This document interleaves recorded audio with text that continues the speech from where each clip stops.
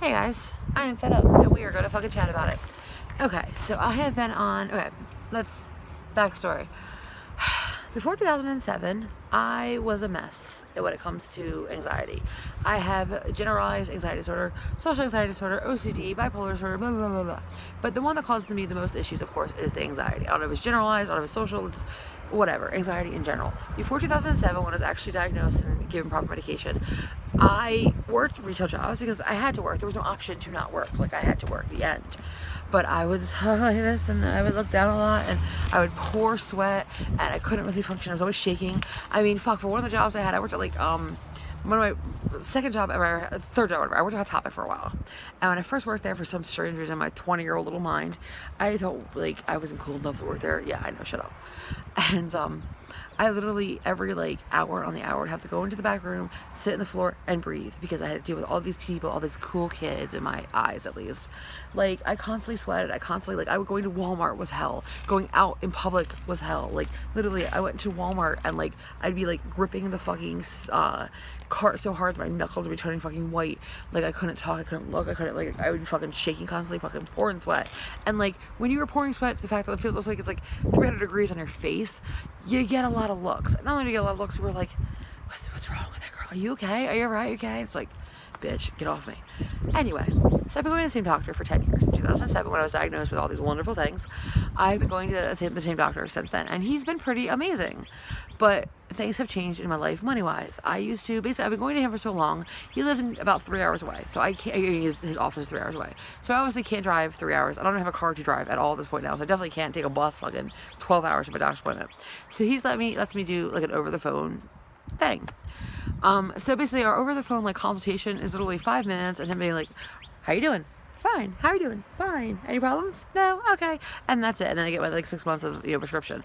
But it's $100. It's $100 I don't have right now. Every penny has to go to everything else right now. I can't use that expense.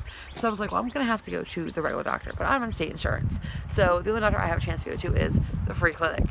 And I look this way. And I know what it looked like, and I know it's my fault to look this way, and blah, blah, blah. But I've already been accused of going there for, pain pills and drugs before I even open my mouth, because there's such a huge heroin epidemic in Cayman County, but there is fucking everywhere.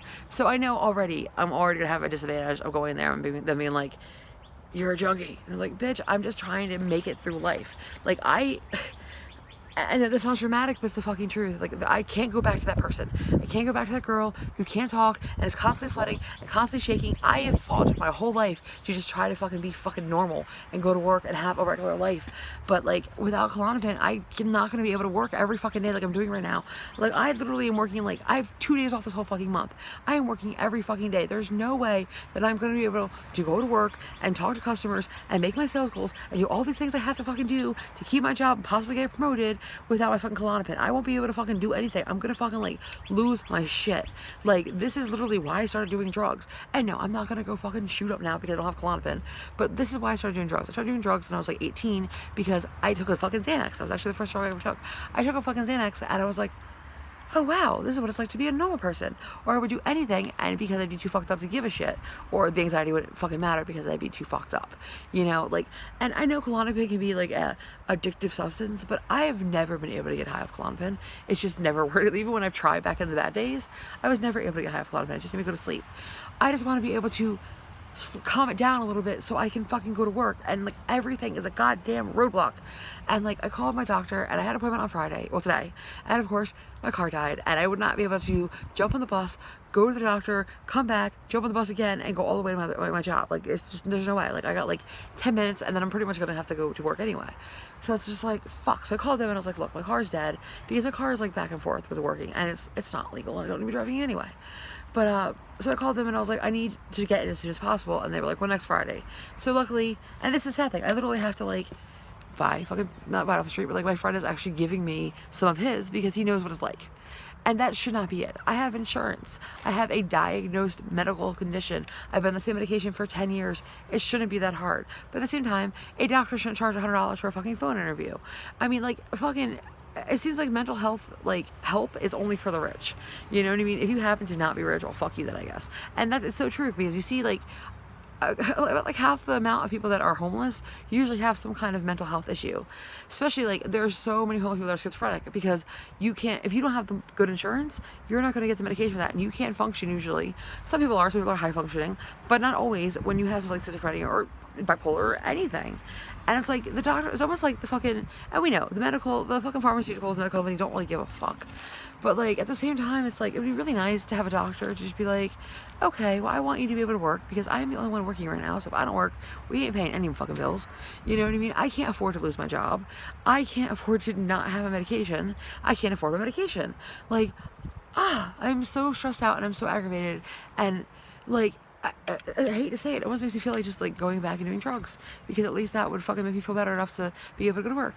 And no, I'm not going to do that. So calm down before anybody fucking calls my mom and tells her you're not on YouTube and they're gonna do drugs. No, but like that's where people end up going because they can't actually get it the right way. They can't get diagnosed and give the proper medication without a fucking like fucking skipping a hop and a fucking, you know, good insurance and a fucking great paycheck. So it's just sort of like it's like the poor are just fucked. Like, hey, you're crazy? Well, fuck you. You ain't got the money, so whatever. Like, luckily, if I can eventually become back to store manager at Sally's, I will have really good health insurance. I'm sure be considered full time, so I should be getting the better health insurance. So yay for that. But like, I'm like just so stressed out and so aggravated, and I've been like cutting down my Klonopin obviously because I'm trying to like make it spread out, and because of that, of course, I'm going back to that sweating, uncomfortable nonsense, which is not fucking fun nor cute because I work in retail. So I work in a job where people are seeing me all the time and they're like, are you okay? What's wrong? Are you okay? Are you okay? And I'm like, yes, I'll be okay if you get the fuck out of my face and stop drawing attention to the fact that I'm sweating my fucking ass off. Like, I'm just so frustrated. It's like shit after shit after shit after shit after shit. Like, once this month is over, it'll be fine. Like, I know it will, because it'll be a little bit easier. Like, I'll have my mom's car, so I'll have reliable transportation. I won't have to worry about the bus. And even though, like, the bus is cheap, it's not cheap kind of thing. It's $20 a day to take the bus. And then when I get rides, it's like $10 to $20 just to give the people money to give me rides, because it's a good amount of time to fucking come, you know, especially if they're coming from here, it's like 35 minutes there and 35 minutes back, you know? Like, it costs so much money, and, like, because I'm so far away from home, I have to make sure that I have, like, a cell phone that works like I have right now. I have to make sure that I have food and drinks and all that kind of stuff, and like it's just a clusterfuck of nonsense, and I'm just trying to like get above water, and like we're getting there, but at the same time we're not getting there. Like, we're having a yard sale tomorrow. Like, I requested off on the 14th and 15th. I got off the 14th and I just found out I have the 15th off, but I had not had a day off since Easter, so I was like, okay, time for a day off, hooray. But like, I am selling pretty much everything. Like, I'm like, my yard sale literally is called like Help Us Pay Our Rent, and I have a bunch of stuff that like electronics and shit that I'm trying to just put up and like, you know, sell on like SwipSwap or eBay, because I'm selling pretty much everything I fucking own that I can like part with. Like, luckily we have, you know, an abundance of extra TVs and DVD players and stuff, so I'm gonna like hopefully we have a lot of air conditioners, and like it sucks because like my best friend needs an air conditioner. She's bought a house, and like in any other realm I would just give her the air conditioners because it's my best friend. But I hate it, but I need the fucking money, so I can't even do that, you know? Like, and Shannon is really fucking nice, but she's a little bit too nice for prices sometimes. And I'm like, I'm sitting there like, money, money, money, money. And she's like, well, I'm just trying to clear out the room for the stuff because we're getting stuff from my mom and she moves. And it's like, no, like, I get what she's trying to do, and she's such a nice person, but I'm like, no, we need to fucking make bank right now. Like, as much as possible. Like, I'm 5 days away from fucking becoming a fucking drug dealer and make way more fucking money that way. As a joke, relax. But it's so fucking frustrating. And on top of all of this, because of all the stupid stress and everything else, my mom's moving. My mom's moving in 2 weeks. And like, I've been trying to push it off and not really worry about it because like I don't get to see her now. But it just sucks. I'm gonna miss her so much. And I'm happy for her. It is so good for her to be moving.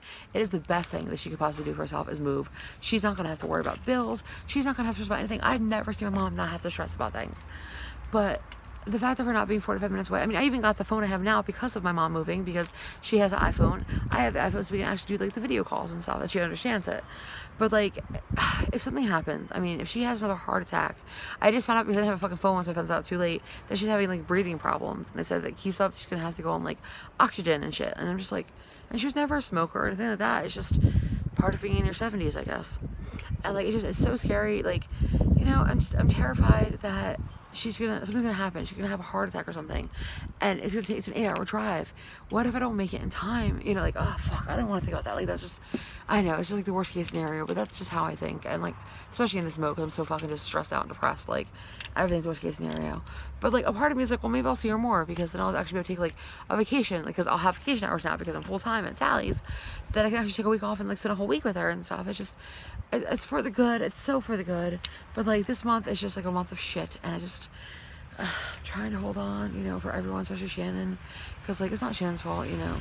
Shannon didn't know she was gonna get fucked by her family, you know. Like, Shannon didn't know any of this was going to happen, and I don't want to make her work right now, especially because she's on disability. She can only work so many things anyway.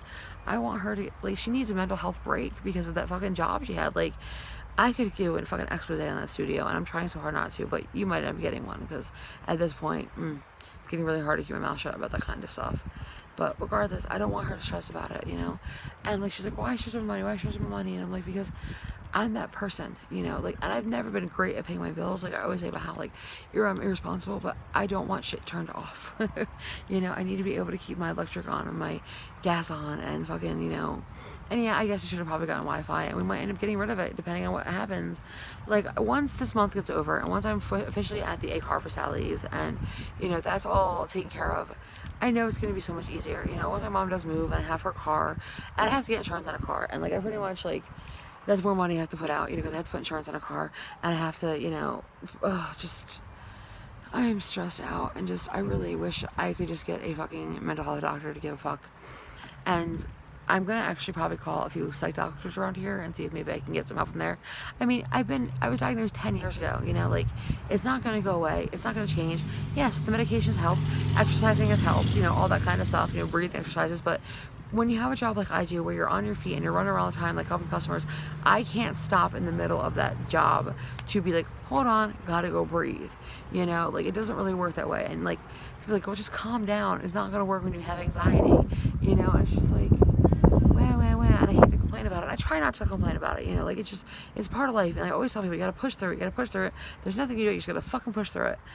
God damn, sometimes it's hard to fucking push through it, and sometimes I'm just really fucking sick of fighting all the goddamn time. And like, because of all this shit, I've also been fucking depressed as hell, and like, I've been trying again to push through it. And if only it was that easy. If only it was that easy to just not think about it and push through it. And like, I mean, I feel like I've been putting up a good front, and I've been doing good at work, and I've been happy times, and you know, I've been holding Shannon up because I want to make sure Shannon's good, because like, you know, that's my babe, like, that's my honey, that's my like heart. Like, she needs to be okay, you know. So like, I will sacrifice my happiness for hers in a fucking heartbeat, you know. I just want everything to be okay. And goddamn, it feels like everything's just piling and piling and piling. Yeah. But with that being said, I'm going to go grab things in the shed to build for the yard sale, and then get my ass on the bus and go to work. Alright guys, thank you for listening to me ramble, if you even got this far. And if you did, I love you, because this is a bunch of whiny bullshit. So if you got this far, you are the fucking top dog, and I love you guys. Have a wonderful day. Bye.